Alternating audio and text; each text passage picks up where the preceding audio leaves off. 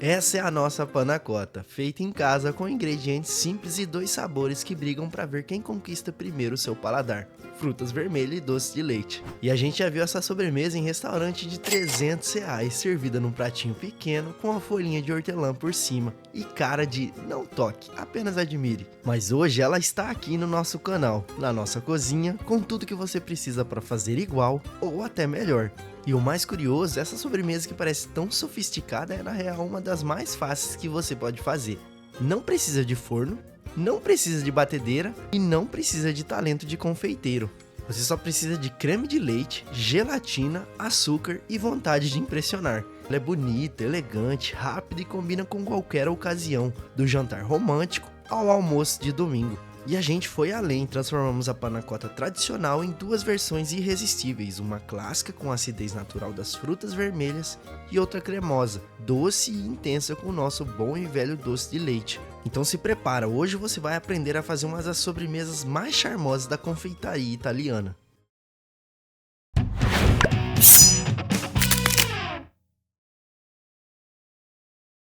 Dizem que a panna cotta nasceu no norte da Itália, mais precisamente na região de Piemonte, uma terra famosa pelos seus vinhos, trufas e, claro, pela paixão por sobremesas que combinam simplicidade com elegância. O nome panna cotta em italiano significa literalmente nata cozida, e a base da receita faz jus a isso: creme de leite fresco, aquecido suavemente com açúcar, baunilha e um agente gelificante, normalmente gelatina. O resultado é uma sobremesa de textura delicada, quase como um flan, mas sem ovos, sem mistério e com um sabor que depende mais da qualidade dos ingredientes do que de técnicas mirabolantes. Mas o curioso é que não existe um registro exato da origem dessa receita. Muitos acreditam que ela surgiu no século XX, mas outras fontes indicam que algo muito parecido já era feito por camponeses piemonteses no século XIX. Naquela época era comum ferver creme de leite com ossos de peixe, sim, ossos de peixes, porque a gelatina natural extraída deles ajudava a firmar o doce, era o que se tinha e funcionava. A versão mais moderna, com gelatina em pó, só ganhou fama nos anos de 1960, quando o prato começou a aparecer com mais frequência em menus de restaurantes sofisticados da Itália. Em 2001, a região de Piemonte chegou a reconhecer a panna cotta como uma especialidade gastronômica tradicional, o que selou oficialmente suas raízes italianas. Mesmo com origens humildes, a panna cotta atravessou fronteiras e passou a figurar em menus de restaurantes do mundo todo, especialmente a partir dos anos 2000. A França, os Estados Unidos e até o Japão se apaixonaram por essa sobremesa leve, cremosa e altamente personalizável. Hoje em dia, ela aparece em versões com café, frutas tropicais, caldas cítricas, chocolates finos e o que mais a criatividade permitir. Agora que você já conhece a história, vamos aos ingredientes. Para a panna cotta de baunilha com calda de frutas vermelhas, a gente vai usar creme de leite fresco, leite integral, açúcar refinado, gelatina incolor em folha e baunilha. Aqui usamos a fava, que dá um sabor mais marcante, mas se você só tiver essência ou extrato, também funciona. Já para a calda vão frutas vermelhas congeladas, açúcar e limão. Na versão de doce de leite, os ingredientes são praticamente a mesma coisa. São leite integral, creme de leite fresco, doce de leite e também gelatina incolor em folha.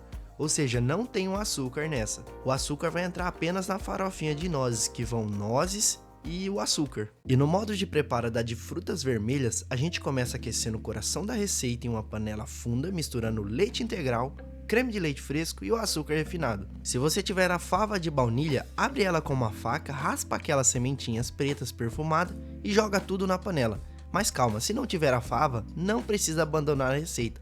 Pode usar essência ou extrato de baunilha de boa qualidade, porque o que importa aqui é trazer esse aroma delicado que dá alma à panna cotta. Com tudo na panela, leve ao fogo médio e aqui tem um segredo: não pode deixar ferver. O ponto é aquele calor que começa a formar pequenas bolhas nas laterais, quase querendo subir, mas ainda contido. Enquanto isso, aproveite para hidratar as folhas de gelatina incolor. Coloque em um bowl com água bem gelada e deixe ali por uns 5 minutos ou até que fiquem macias, tipo uma folha de alface bem molinha. Com a gelatina já hidratada e a mistura aquecida, retire do fogo e adicione as folhas espremidas, sem excesso de água.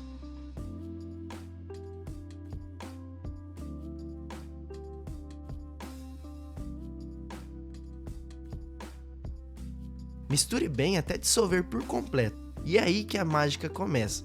A base vai ganhando aquela textura de seda líquida brilhante, como se fosse uma promessa do que vem pela frente. Distribua essa mistura ainda morna em umas taças ou copinho, com cuidado para não respingar nas laterais.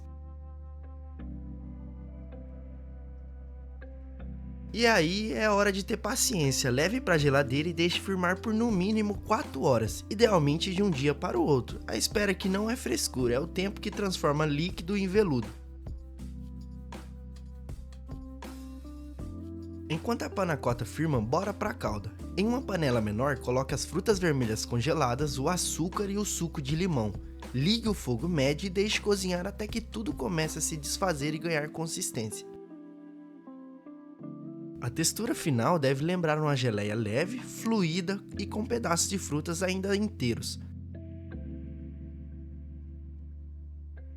Nada muito espesso, mas também nada ralo. Depois de pronta, leve para a geladeira também, para que sirva geladinha sobre a panna cotta firme. Já a panna cotta de doce de leite segue praticamente o mesmo preparo da versão anterior. A diferença é que não vai açúcar refinado nem baunilha. O doce de leite já cumpre esse papel. Na panela entra um leite integral, o creme de leite fresco e o doce de leite. Fogo médio sem deixar ferver, só até tudo misturar bem. Enquanto isso, hidratamos as folhas de gelatina com água gelada. Depois de amolecidas, escorremos e juntamos a mistura quente, mexendo até ficar bem liso. A textura vai ser cremosa, mais densa e intensa do que a de frutas vermelhas. Colocamos em taças e levamos para gelar até firmar.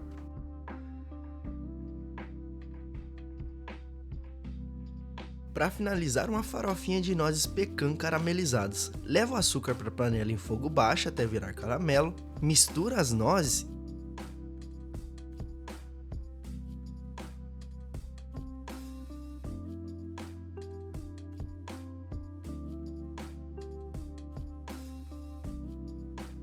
e ainda quente, leve sobre uma folha de papel manteiga untada com óleo e deixe esfriar.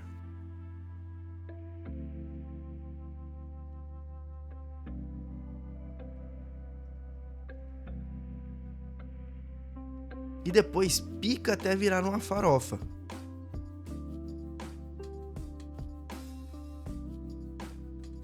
Vai por cima na hora de servir e muda tudo na colherada.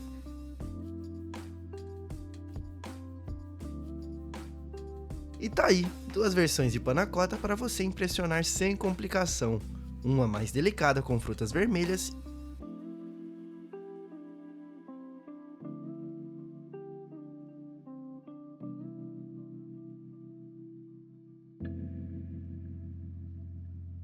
e outra intensa com doce de leite e farofinha crocante de nozes.